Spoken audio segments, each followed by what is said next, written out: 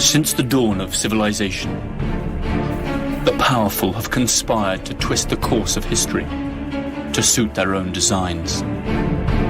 Like puppeteers, a few shadowy figures could still be pulling the strings of destiny for billions. Those who cry conspiracy are usually mocked at, for sometimes the truth is so obvious it goes unnoticed.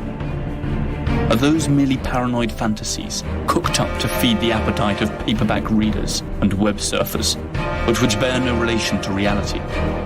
Or are we living out some perfectly executed plan? Wars, revolutions, social movements, terrorist attacks. Everything is given an official explanation. But perhaps nothing is what it seems to be. Let's dare to unveil the incredible world of secret societies. Of all the secret societies we know of, there is one that stands out from the rest due to certain characteristics that make it especially menacing. Its treacherous tenets, the scandal and the paranoia they've unleashed, and more disturbing, the suspicion that since its creation, it has intervened in each and every major world event that has steered the course of history. The Illuminati of Bavaria, the most fearsome secret society in history.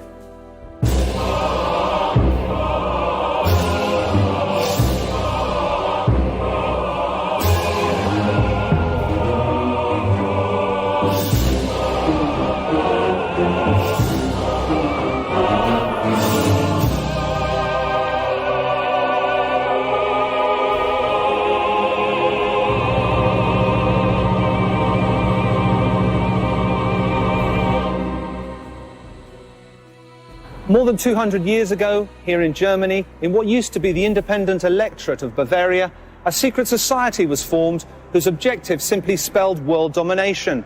Its strategy to abolish all religions and governments in order to take control of humanity under a unified state, with no countries, no borders, and under the command of a single leader. Its name, the Illuminati of Bavaria. Perhaps you've never heard of them, or perhaps you have, and are familiar with some of the theories that blame them for all the bad things that have befallen us. Theories that intertwine verifiable facts with delirious conspiracy theories that run the gamut from the United States to aliens, but have a common thread in the founding tenet of the Illuminati, the creation of a new world order. And perhaps, and only perhaps, that great jumble of information and disinformation that today pervades the media is also part of a broader, sinister plan. The Order of the Illuminati was officially prescribed more than 200 years ago. But if we pay close attention to subsequent events, we shall find an alarming succession of coincidences that suggest strongly that they are still among us, and that their power, far from having waned, is still very much in evidence. To find out just how much is fact and how much is fiction, we shall start off by learning what history has to tell us about this mysterious order. Then we shall investigate what has happened since the order's demise. Finally, we shall draw our own conclusions. On May the 1st, 1776, Adam Weishaupt, a young canon law professor at the University of Bavaria, founded the Order of the Perfectibilists, also known as the Illuminati of Bavaria. Though it was influenced by the Illuminist trends of the time, the name of the order was inspired by the Spanish Alumbrados and the French Illumines, old Gnostic sects that upheld the communion of man and God without the intermediation of the Church. Initially, the stated objectives of the Illuminati seemed entirely harmless and philanthropic. To stimulate a human and sociable vision, support virtue where it may be threatened or oppressed by vice, to promote the progress of merit-worth people and foster the benefit of those deprived of education. Adam Weishaupt. Little is known of Adam Weishaupt, but he was undoubtedly a mysterious man. Even his name has given rise to speculation. Adam Weishaupt, in German, can be broken down into Adam, the first man, Weis, knowledge, or wisdom, Haupt, leader. That is to say, the first man that leads the wise, an entirely fitting name to define his role in the order he established and in the sinister plans he propounded. Adam Weishaupt was born in Ingolstadt, Bavaria, in the south of Germany in 1748. A convert from Judaism, he was raised and educated by Jesuits. A precocious intellectual, at the age of 28, he was dean of the Jesuit University of Canon Law at Ingolstadt. In spite of his apparent religious fervour and Catholic zeal, Weishaupt was obsessed with ancient Egyptian rites and rituals, and at the same time he also maintained regular contact with Freemasons, the historic enemies of the Catholic Church. Like many thinkers of that era, he admired Jean-Jacques Rousseau, who insisted that man was noble and free by nature, and could be governed without the need for religious or established institutions. The only practice that one ought to teach children is that they should never submit to one. Jean-Jacques Rousseau. The Illuminati were created within a Masonic lodge to which Weishaupt belonged. By that time, Freemasonry was already a prestigious secret society of long standing, and its excessive secrecy and closeness to the powers that be had turned it into the ideal nurturing ground for Weishaupt's order, who began to infiltrate it.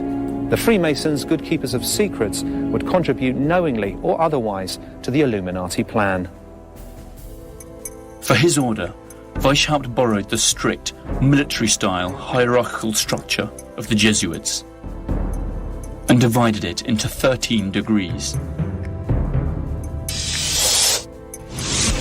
First level, nursery, preparation, novice, minerval, illuminatus minor. Second level, Freemasonry, subdivided into 2 orders: symbolic apprentice, fellow of the craft, master Freemason, and Scottish, illuminatus major, and illuminatus dirigens. Third level, mysteries, subdivided into 2 orders: lesser mysteries, priest and regent, and greater mysteries, magus, rex, and king, or areopagite. Curiously enough, the order was an incomplete structure.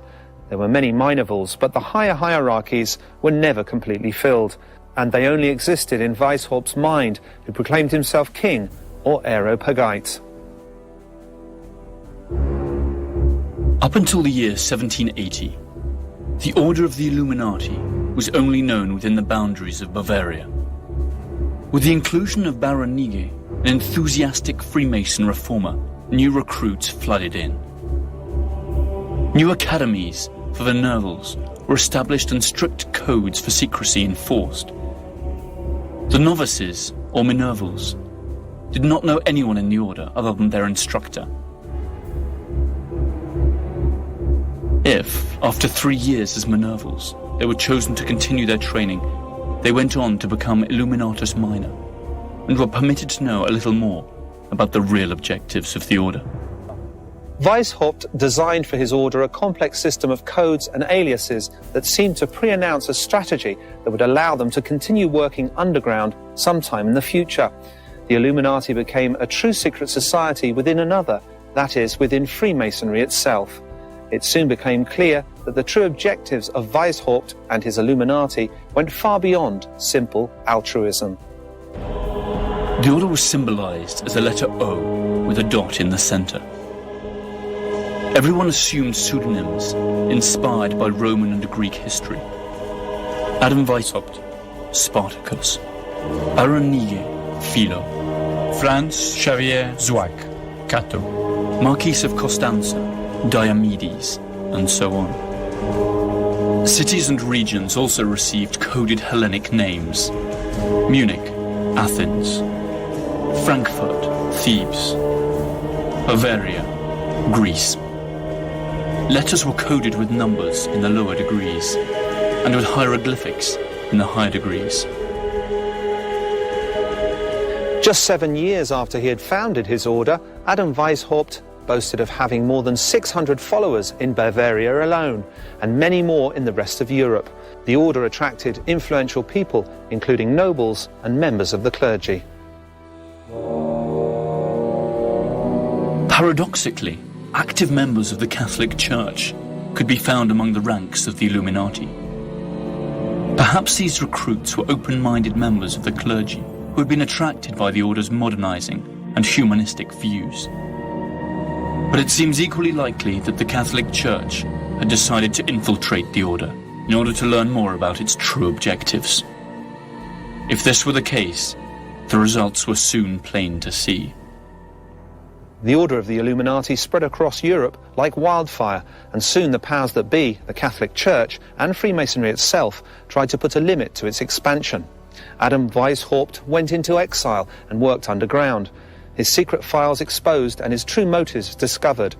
But the Brotherhood had already dispersed, and all its branches were prepared to act anonymously and in utmost secrecy. In 1790, the Order of the Illuminati had officially ceased to exist in Bavaria, Prussia, and the other domains of which is now modern Germany. But perhaps their disappearance was little more than a charade. After all, a secret society is born to act in the shadows, and when it is discovered, it must die in order to go on living. The order itself could perish, but not its objectives. The Illuminati fire had started, and it would be unstoppable.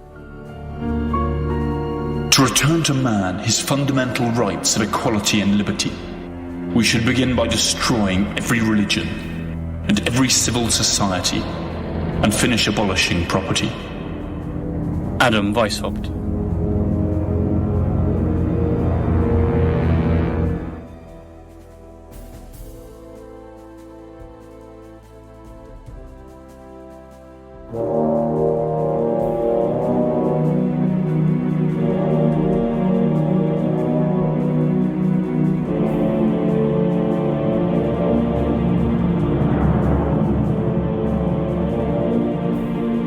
The secret society, known as the Order of the Illuminati, rose in the late 18th century.